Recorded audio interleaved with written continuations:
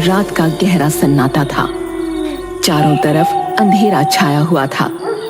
एक आदमी तेज कदमों के साथ रास्ते पर चलता जा रहा था, पर तभी अचानक बारिश होने लगी।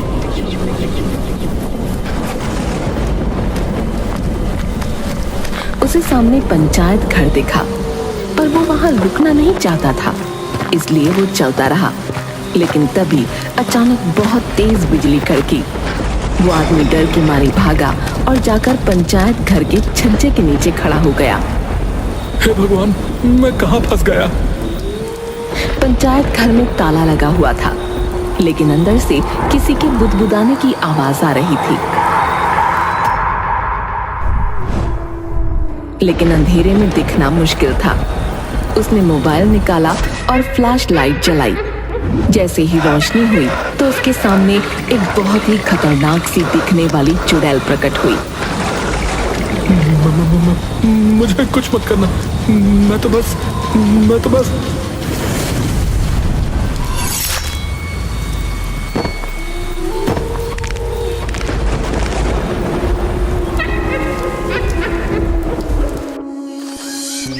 मालगंज नाम के गांव में एक पंचायत घर था, जहां विवेक सचिव की पोस्ट संभालने आ रहा था।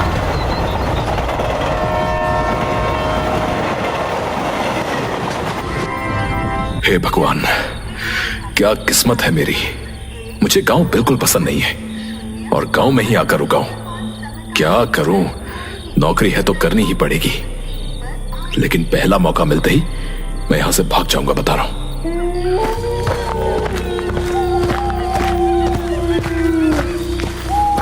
क्या रोड है ये? रोड में गड्ढे हैं या गड्ढों में रोड है, समझ ही नहीं आ रहा है। तुम नए सचिव हो ना? मरोगे, तुम भी मरोगे।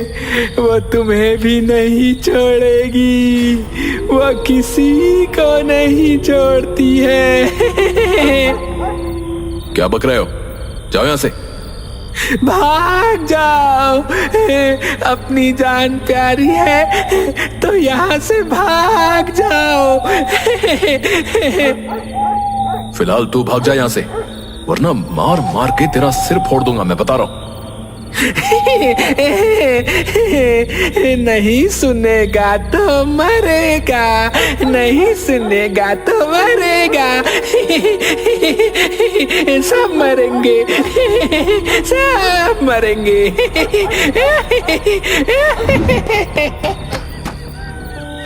विवेक उस पागल आदमी से पीछा छुड़ाकर पंचायत घर पहुंचता है।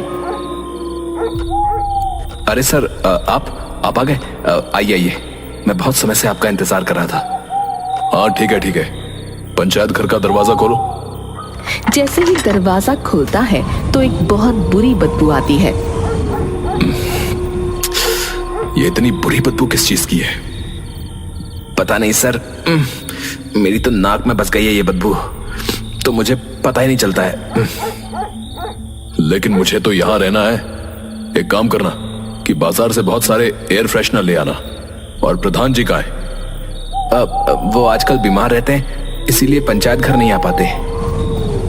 विवेक को शक हो रहा था कि अभिषेक झूठ बोल रहा है। फिलहाल वो नाक बंद करके पंचायत घर के अंदर गया।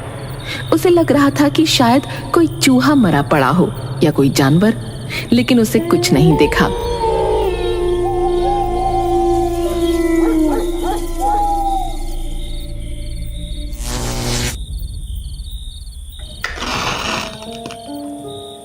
यार अभिषेक, मैं तो समझ ही नहीं पा रहा हूं कि मैं यहां रहूंगा कैसे। मजबूरी का नाम नौकरी है सर। हाँ यार, सही कहा तुमने। अभिषेक चला गया और विवेक मोमबत्ती की रोशनी में बैठकर कुछ सोचने लगा। लेकिन तभी अचानक उसके ऑफिस में रखी हुई कुर्सी अपने आप हिलने लगी। वो उस कुर्सी के पास पहुंचा तो कुर्सी ने अचानक हिलना बंद कर दिया। ये क्या था? अगर ये हवा से हिल रही थी तो अचानक एकदम कैसे रुक गई? उसे कुछ समझ नहीं आता और वो उसी कुर्सी पर बैठ जाता है।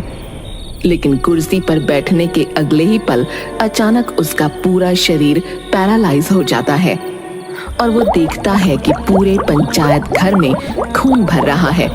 फर्श, दीवारें, छत सब कुछ खून से लाल हो चुका है। उसको हार्ट अटैक आने वाला था कि तभी अचानक उसका फोन बजा और वो ठीक हो गया।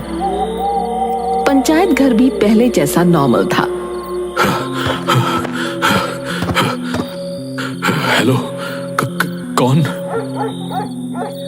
सचिव जी, मैं प्रधान बोल रहा हूँ। आप घर आ जाइए, आज आपका खाना यहाँ है।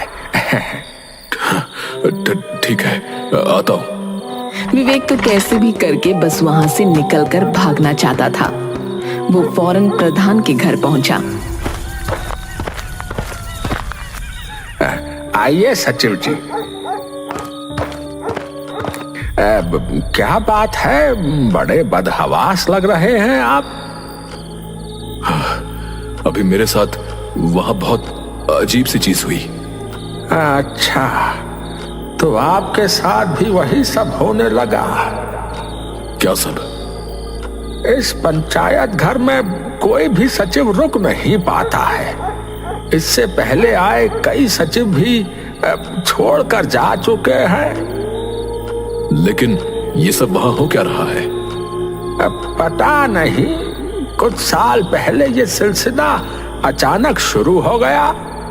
तो सरकार इसके लिए कुछ करती क्यों नहीं है? सरकार दिखने वाली चीजों के लिए काम करती है। जो चीजें दिख ही नहीं रही हैं, उसके लिए सरकार क्या करेगी भला। विवेक खाना खाकर वहां से निकल गया।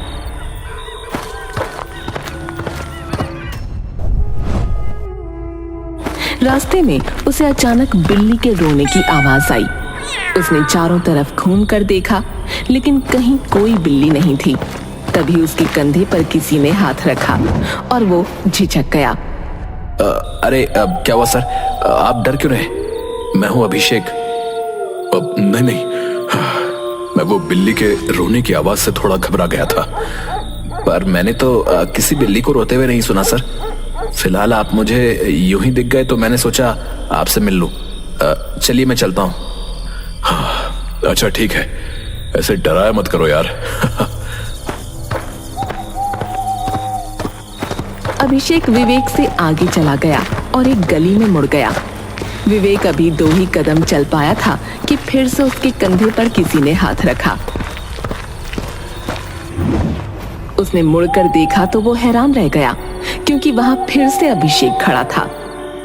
ये लीजिए सर, आपका मोबाइल। आप प्रधान जी के घर भूल आए थे। पर तुम तो अभी...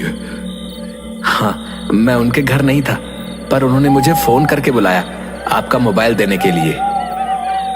विवेक ने अभिषेक से कुछ नहीं कहा, वरना वो उसे पागल समझता। लेकिन अब उसे बहुत ज्यादा डर लग रहा था। वो भागता हुआ फौरन पंचायत घर पहुंचा। वो पंचायत घर का दरवाजा खोलने ही वाला था कि तभी उसे अंदर से किसी के बोलने की आवाज आई।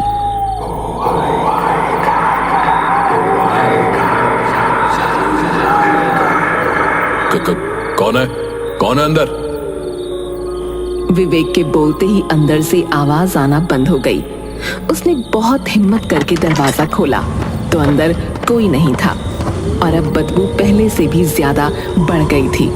उसने फटाफट एयर फ्रेशनर छिड़का।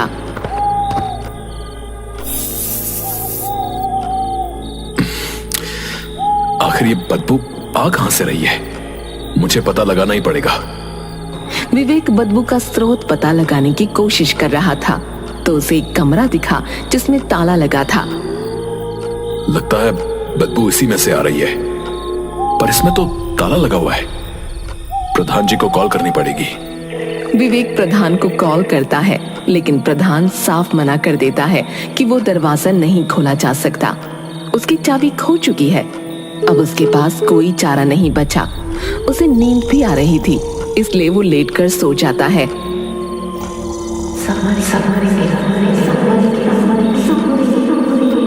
रात का 2:30 बज रहा था। विवेक की एक अजीब सी आवाज के साथ आंख खुली। मोमबत्ती बुझने ही वाली थी। उसकी हल्की सी रोशनी में उसे कोने में एक आकृति नजर आई। वो आकृति दिखने में किसी औरत की लग रही थी। पर उस समय विवेक को अपने दिमाग पर भरोसा नहीं था। अचानक बाहर बिजली कड़की और उसकी रोशनी में उसे नजर आया कि वो एक चुड़ैल है। वो डर कर बाहर भागा। हे भगवान, हे भगवान, ये सपना है या हकीकत? क्या मैंने अभी एक चुड़ैल को देखा? मैं क्या करूं मैं?